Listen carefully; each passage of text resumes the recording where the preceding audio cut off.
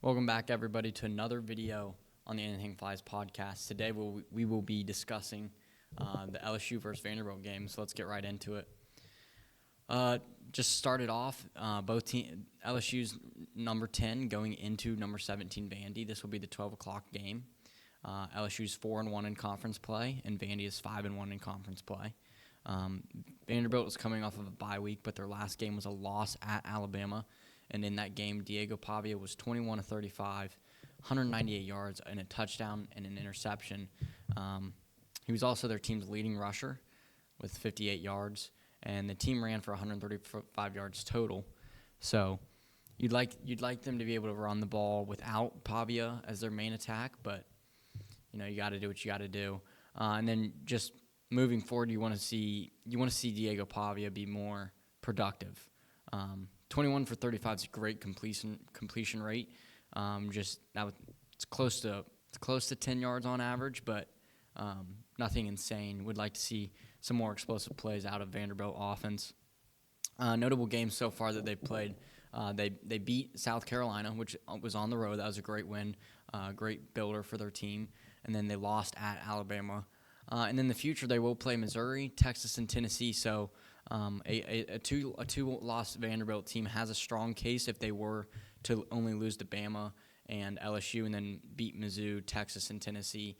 But this is definitely a crucial game if they want to really cement themselves in the playoff talks. They need to win this game at home. Moving on to LSU, their last game was a 20-10 win versus South Carolina. And in that game, Garrett Nussmeier was 20 of 33, 254 yards, 2 touchdowns, and 2 interceptions.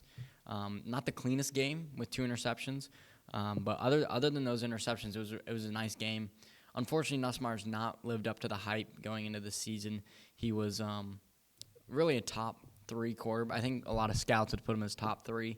He was definitely in the Heisman talks, and he just hasn't lived up to that expectation so far. And then on the defensive side of the ball for LSU, they had 5 sacks, 6 tackles for loss, and 1 interception. So they got into that backfield very often. And then on top of that, they held South Carolina to only 124 yards passing. And then to go along with that, 193 yards were allowed on the ground, but South Carolina rushed 45 times. So it was only an average of like 4. So their defense held up pretty well. But I think this Vanderbilt offense and this South Carolina offense are pretty comparable. 1, just by the stats, and 2, just by the eye test. I think they both have okay to good quarterbacks, and then they kind of just rely on their quarterback to run that offense. So LSU, their notable game so far was they won at Clemson early in the season. Won versus a Florida team that some weeks looks great, some weeks don't look as great. And then they lost at Ole Miss. We saw that. I believe that was 1 week ago, the week before this. And then upcoming, they played number 4 Texas A&M, number 6 Bama, and 14 Oklahoma. So they have a lot of good opponents left. Again, just like Vanderbilt, they do have a case if they only lose 2 games. I think if you're LSU, you don't want to lose this game to Vanderbilt. I think you'd much rather lose at Bama, as it is a better team. But again, can still make the playoffs with this. But moving on to keys of the game, I think for LSU, Nussmeier needs to play clean. And I think something that will allow that to happen is getting the run game going early. I think there's a lot of pressure on Nussmeier to run this offense, and I think breaking open the run game early would really help him do that. And then on the defense side of the ball, I think trying to do your same game plan that happened against South Carolina. If you can get to the backfield 11 times and 5 of the times being a sack, and then forcing a turnover, I think you're going to come out of Vanderbilt just okay. And I think you need to make somebody other than Pavia beat you. As I discussed earlier, he was the leading rusher as well as playing a decent game behind center. But, Pavia is really what you think of when you think of this Vanderbilt offense. And I think if you're LSU, you really want to take him. I know you can't take the ball away from him as he's the quarterback, but I think you want him. I think you want to do the best you can to make him get the ball out of his hands. And then for Vandy, I think you need to be more explosive on the offensive side of the ball. Your quarterback cannot be your leading rusher, just because I know those are just off scrambles because you're not running that many QB draws or QB runs. But you need to be more explosive passing and rushing. 193 yards on 20 completions is not great.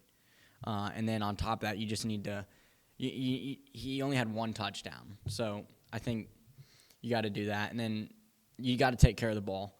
As a team that I don't see that explosive, you need to take every possession and cherish it, and that happens when you take care of the ball. And if LSU's defense looks anything like it did against South Carolina, it will be a tough game for this Vanderbilt offense. And then lastly, create a good run game, like I mentioned earlier. It needs to be somebody other than Pavia. Diego Pavia against this LSU defense needs to focus on being a facilitator and throwing the football. And he's going to have to run, as we've seen, like I've said multiple times, LSU will get to the quarterback. He's going to have to scramble.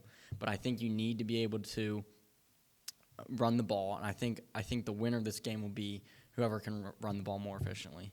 So going into this game, if I didn't see this LSU, if LSU would have beat South Carolina more convincingly, I would 100% take them. The fact that it's on the road at Vanderbilt and its playoff implications and SEC conference implications, I think Vandy has a great shot, but I do ultimately think that LSU's defense and offense will be too much for the counterparts on Vanderbilt. So I'm going to take LSU here in a low-scoring game. I think it'll be a very close game, and then LSU will pull away. I'm having it as 24-17 LSU. So let me know in the comments what you guys think. I'd love to hear your takes. Thanks for watching, guys, and stay tuned for more college football previews.